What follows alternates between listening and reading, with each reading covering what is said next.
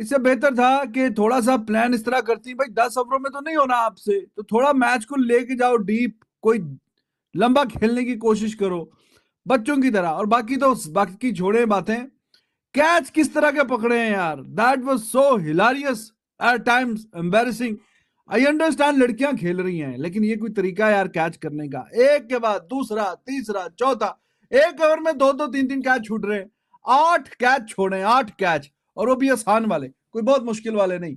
और इस मैच में जाहिर है कि इंडिया का भी इंटरेस्ट था, अगर ये जीत जाती तो किस 20 ओवर में, जब भी जीत जाती, 10 से तो इन्होंने क्या जीतना था, 20 ओवर में जीत जाती, 18 में 19 में वट एवर, तो इंडिया आगे क्वालिफाई करके चला जाता। लेकिन खैर ऐसा हुआ नहीं, और मेरे ख्याल में जो बेस्ट टीम थी फिर वो आगे चली गई है।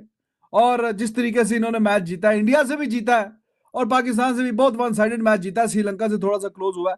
हारे ये गंदा है न्यूजीलैंड वाले ऑस्ट्रेलिया से, लेकिन एक ही गंदा मैच हारे हैं ना, तो फिर जो अच्छी डिजर्व करती थी वो आगे चली गई है। तो पाकिस्तान, इसीलिए बोलते हैं, पाकिस्तान को भी ऐसे ही बोलते हैं कि भाई साहब अपनी किस्मत जो है वो अपने, उसके धागे किसी और को मत दें, अपनी किस्मत के धागे अपने पास ही रखें। तो शायद कि जिस तरह इंडिया भी खेला इस पूरी वर्ल्ड कप में, वो भी डिजर्व नहीं करते थे। ऑस्ट्रेलिया वाला कल मैच जो था उनकी गिरफ्त में था, लेकिन उसके बावजूद भी चूंकि न्यूजीलैंड से बहुत गंदा मैच वो हारे थे, नेट रन रेट इतना पीछे चला गया था, तो करते कराते अब ये फातिमा सना ने थोड़ी सी फाइट, एक वो ही दिखती है कि जो थोड़ी फाइट करे, चाहे बॉलिंग में बैटिंग में, बाकी तो कुछ भी नहीं। तो फिक्स था नहीं भाईजान, फिक्स क्या था इनकी, इतना दम नहीं है लड़कियों में कि ये जीत जाती।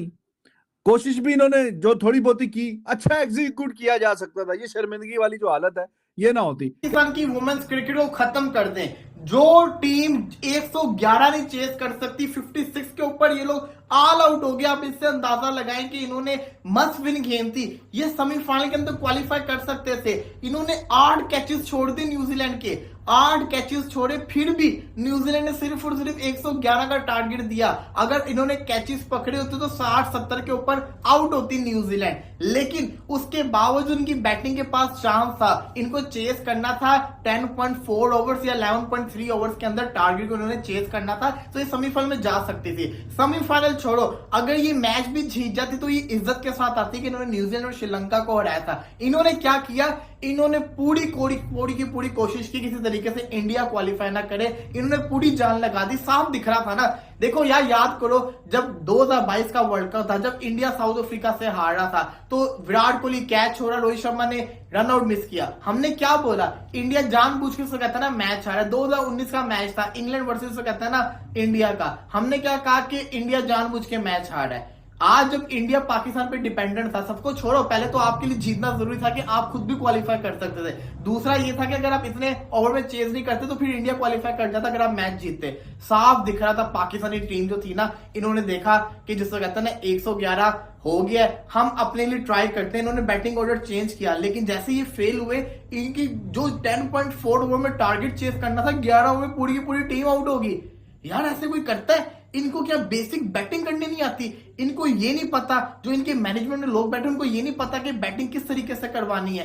एक पाकिस्तान की मुझे समझ नहीं आ रही, पाकिस्तान की क्रिकेट कहां चली तो चली कहां गई है। मैच तो बुरा कर ही रहे हैं, वुमेन्स उससे भी बुरा कर रही है कि इनके पास एक मस्ट विन गेम थे, मैच हार गए हैं। सबसे वेल डिजर्विंग ऑस्ट्रेलिया और न्यूजीलैंड, क्योंकि इंडिया पाकिस्तान दोनों ने बहुत बुरी क्रिकेट खेली इस पूरे थ्रू टूर्नामेंट।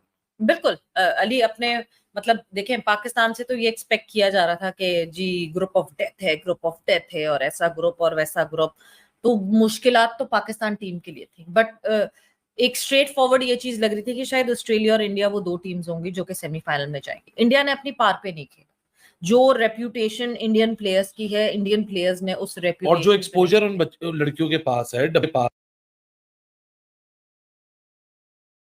की प्रॉब्लम्स है। क्योंकि जो है देखें, जब भी मैं पाकिस्तान क्रिकेट की बात करती हूँ, पाकिस्तान वुमेन टीम की बात करती हूँ, मैंने देखा है कि पाकिस्तान क्रिकेट बोर्ड में क्या होता है। मैंने देखा है कि चेयरमैन कितना सीरियस होते हैं about about women playing, about women cricket, उनकी सीरियसनेस भी मैंने देखी है। तो मतलब इसका मतलब ये कि इतना सपोर्ट नहीं मिलता हमारी वुमेन क्रिकेटर्स को। मिलता है, कुछ कुछ पैचेस में मिला, मगर इस तरह नहीं मिलता जिस तरह इंडियन वुमेन टीम की हम एग्जांपल्स देते हैं यार इक्वल मैच फी लेती हैं वो, फलाना उनकी ट्रैवलिंग बिजनेस क्लास, हमारी लड़कियां तो 5 घंटे से छोटी फ्लाइट में उनको बिजनेस क्लास नहीं मिलती। तो ये छोटी छोटी चीजें दिखती हैं कि आपका बोर्ड आपको कितना अप्रिशिएट कर रहा है।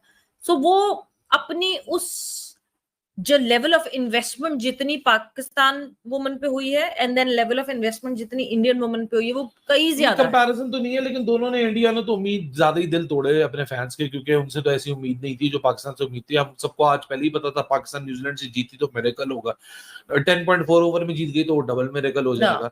क्योंकि जाहिर सी बात है न्यूजीलैंड ने जिस तरीके से टूर्नामेंट का आगाज किया है in front of India, it look like impossible कि भाई पाकिस्तान हरा पाए। एक ऑस्ट्रेलिया ही काबू कर सकी न्यूजीलैंड को, न्यूजीलैंड वो टीम ही नहीं लग रही थी। बाकी तो मेरे ख्याल से it all has to do with Fatima Sana. Pakistan की पूरी कैंपेन सिर्फ Fatima Sana, that's about it. Yes, Nida Dar, Aliya Riaz, I guess it is about time for them to say good bye to this game. They are not delivering it for Pakistan. By meaningless bilateral में 2-4 छक्के मार दो, वहां जीत जाओ, वो कोई फर्क नहीं पड़ता। आई गेस अब वुमन कंटेंजेंट में ना पाकिस्तान की उसी तरीके की एक्शन की रिक्वायरमेंट है जो यहाँ हो रहा है। मैंने एक तस्वीर देखी, ये पिच होगी रीयूज, मैंने कहा पाकिस्तान ने ये सब बुलाई इसलिए कि इन्हें समझ आ गया कि भैया ये वही, असल में हमारी बातें समझ आ गई। अब इसका ये मतलब नहीं आपको मैच जितवा देंगे, सामने इंग्लैंड है, लेकिन हमारी बातें इसलिए समझ आ गई कि भाई जब कुछ ना हो तो जो डोमेस्टिक के प्रीमियर स्पिनर्स हैं, एक बात बताओ, नुमान अली का इस वक्त कॉन्फिडेंस कहाँ होगा? जो आदमी परफॉर्म कर करके टीम से बाहर और हुआ। अगर इसने रबड़ी वाला कहा, हाँ इसकी नहीं रबड़ी कहता है, रबड़ी खिला दे इसको रबड़ी। अब नहीं उसको नहीं कह देना तुम, वो रबड़ी ना खिला दे तुम्हें बाहर मार मार के। एक चीज मैं आपको बताऊं, ज्यादती नहीं करना, मैं बता रहा हूँ चाचा नुमान के साथ पाकिस्तान, लेकिन it's a very good combination. Spin trio में जो बोलूंगा, एक रिस्ट स्पिनर जाहिद डाल लिया आपने, Nauman Ali left arm orthodox और ऑफ स्पिनर। आई थिंक अब मैं कहूंगा इससे बेस्ट स्पिनिंग आपका अटैक हो नहीं सकता राइट नाउ पाकिस्तान में। मेहरान मुमताज भी था, लेकिन वो नया है, मैं नुमान अली की तरफ ही अपना वेट रखता। तजुर्बा है, पाला है नुमान अली साहब को आपने, परफॉर्म भी किया उन्होंने पाकिस्तान के लिए, 50 भी किए।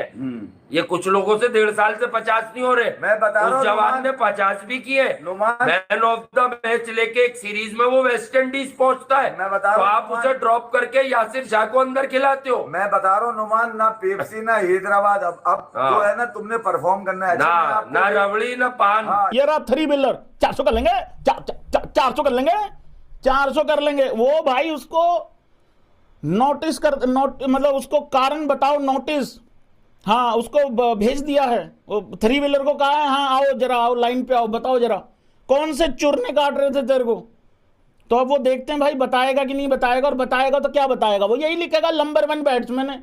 और एक बात बताऊं, ये भिखारी खुद ट्वीट नहीं लिखते हैं, इनके एजेंट होते हैं, इनके ये जो PR वाले होते हैं ना भाई, ये सब ने, इन्होंने बेसिकली क्या, मैं बताता हूं, मैं बताता हूं थोड़ा सा।